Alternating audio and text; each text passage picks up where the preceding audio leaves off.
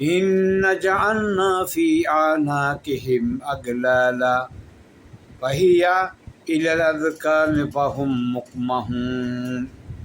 সূরা ইয়াসিন ৮-৯ এবং আরও আগে পিছিয়ে আয়াত আছে। ৫-৬ ঘন্টার কথা ২-৩ মিনিটে বলতে হয়, কারণ মানুষ এত ধৈর্য নাই শোনার।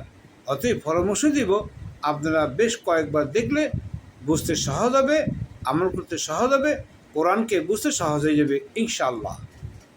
আল্লাহ বলেন, আমি তাদের গর্দানে শিবক পর্যন্ত বেড়ি পড়িয়েছি, ফলে তাদের মস্ত ঊর্ধ্বমুখী হয়ে গেছে এবং তাদের আগে পিছে পাসির করে দিয়েছি, অতঃপর তাদেরকে আবৃত্ত করে দিয়েছি, ফলে তারা কিছুই দেখে না।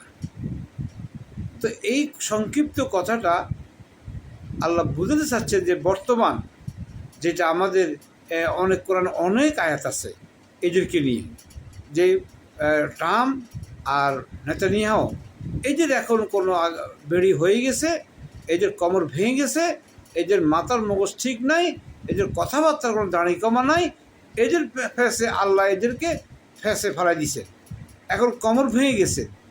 এখন শুধু সময়ের ব্যাপার, এরা আমাদের দেশে বলে না, সময় দিলে কিলেতে একবারে সহজ হয়ে যায়।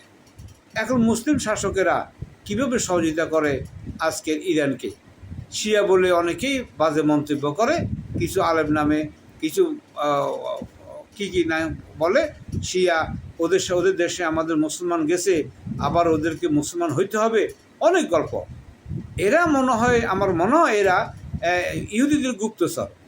না হয় কোরআন যদি এরা জানা থাকতো, এই কথা বলার কোনো সুযোগ নাই। ফি আই সূরাতিন মা শা রাক্কাবা কাল্লা বাল তুকাজ্জিবুদ্দিন।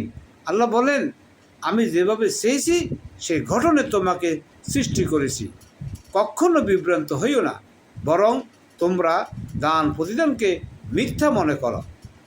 বেড়া আলেম না খতিব না কি জানি না, তুই কিছুই করতে পারস না, হঠাৎ করে একটা ফতুয়া দিতেস।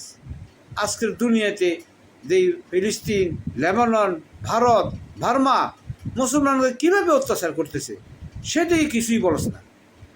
এখানে এখন তো ওদের দোষ খুঁজস। এটা তোরা মুসলমান হলে এটা বাদ দিয়ে কোরআনকে বোঝার জন্য চেষ্টা করো, আল্লাহ সহজ করে দিবে। অতএব আমরা দোয়া করব আল্লাহ যেন ইরানকে আল্লাহ সহযোগিতা করেন, আর মুসলিম শাসকরা যেন ওনাকে কোনো না কোনোভাবে যেন ওদেরকে সাহায্য করে, এটাই আমরা আশা করব। আল্লাহ যেন সহজ করে দেখ। আমিন।